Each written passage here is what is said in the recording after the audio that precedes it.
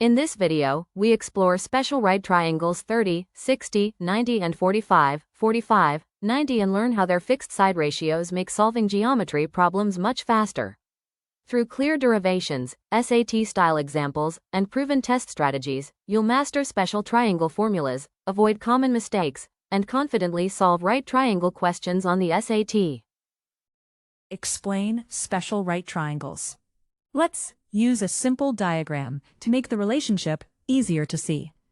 When a right triangle has certain angles, the side lengths always keep the same proportions. That's powerful, because instead of doing a full calculation every time, we can use a reliable shortcut and then scale it up or down.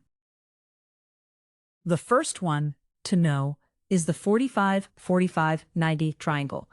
Since the two acute angles match, the two legs must match too. So we only really have to learn how the hypotenuse relates to a leg.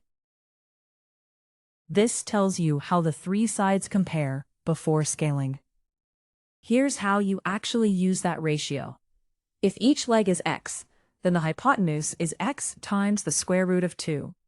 We do this because the ratio has to stay consistent, no matter the size of the triangle. That's the hypotenuse in a 45-45-90 triangle. The second one is the 30-60-90 triangle. The key idea is that the smallest angle, 30 degrees, always faces the shortest side. So we anchor everything off the short leg, then the other sides follow from the fixed ratio. Short leg, long leg, then hypotenuse. So, if the short leg is x, the hypotenuse is twice that, and the long leg is x times the square root of 3. A common mistake is mixing up which leg is which, so always tie the short leg to the 30-degree angle first. The hypotenuse is always double the short leg here.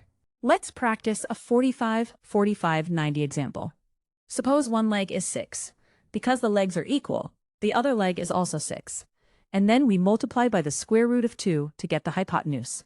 This keeps the triangle's proportions correct. That's the hypotenuse from the 45-45-90 rule. Quick sanity check. The hypotenuse should be the longest side. Since the square root of 2 is about 1.4, this makes the hypotenuse about 8.5, which is bigger than 6. That's exactly what we want. Now a 30-60-90 example. Suppose the hypotenuse is 10. Since the hypotenuse is twice the short leg, we divide by 2 to find the short leg first. That choice keeps everything organized and prevents mixing up the sides. Once the short leg is 5, the long leg is 5 times the square root of 3. Notice how we didn't need the full Pythagorean theorem here. The special ratio is doing that work for us. That's the side opposite 60 degrees. To wrap up, keep two ideas straight. In 45-45-90, the legs match, and the hypotenuse is leg times the square root of 2. In 30-60-90, start from the short leg. Long leg is short leg times the square root of 3, and hypotenuse is double the short leg. If you anchor the short leg to the 30-degree angle, you'll stay oriented every time. Short, long, hypotenuse for the 30-60-90 triangle.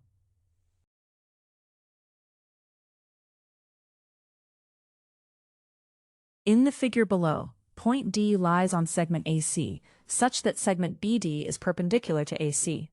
In triangle ABD, the measure of angle A is 30 degrees, and BD equals 4 times the square root of 3. In triangle BCD, the measure of angle BCD is 45 degrees. What is the length of segment AC? Let's keep the answer choices visible, so we can match our final result. Because D is on segment AC, and BD is perpendicular to AC, that perpendicular segment acts like an altitude. That's great news, because it splits the big picture into two right triangles that share the same height, BD. First, focus on triangle ABD. Since AD lies on AC, and BD is perpendicular to AC, the angle at D in triangle ABD is a right angle. So we can use special right triangle facts with the 30-degree angle at A.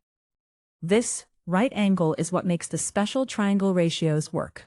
In a 30-60-90 triangle, the side opposite 30 degrees is the short leg. Here, the side opposite angle A is BD, so BD is the short leg. That means the other leg, AD, must be the short leg times root 3. Now plug in the given length of BD.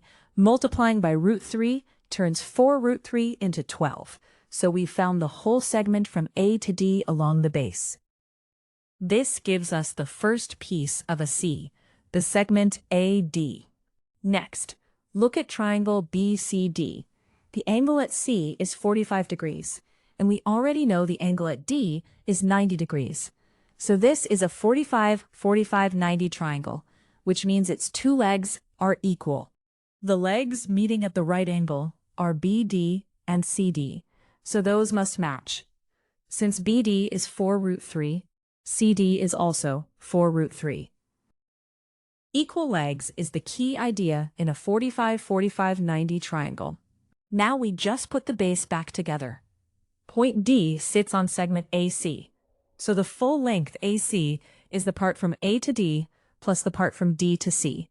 Substitute the two pieces we found. AD is 12 and DC is 4 root 3. Adding them gives the length of segment AC.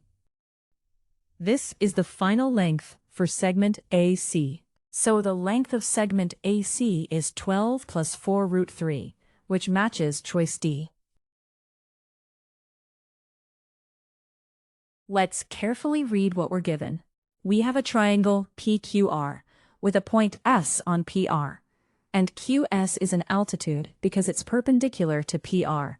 We're told two angles and one side length, and we want the length of QR. And here are the answer choices we'll match our result to at the end.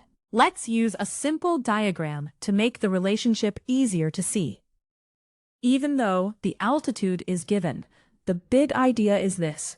If we know two angles and one side in a triangle, the whole triangle is determined.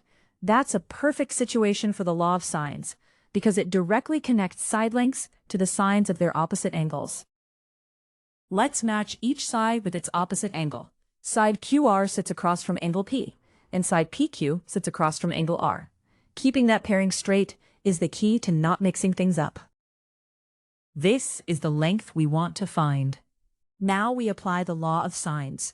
The ratio of a side to the sine of its opposite angle is the same for all sides. Using the two pairs we just identified keeps both sides of the equation perfectly balanced. This uses the unknown side with its opposite angle. We're told PQ equals 8, so we substitute that in. Then we solve for QR by multiplying by sine of 30 and dividing by sine of 45. That isolates the side we're looking for. This is the given side length we're plugging in. Finally, use the standard sine values. Sine of 30 is 1/2, and sine of 45 is square root of 2 over 2. Watch the 2's cancel nicely, and we get 4 times square root of 2. This is the final length of segment QR. So, the length of segment QR is 4 times square root of 2, which matches choice B. We hope you liked the video. To create more such videos, please visit think10x.ai.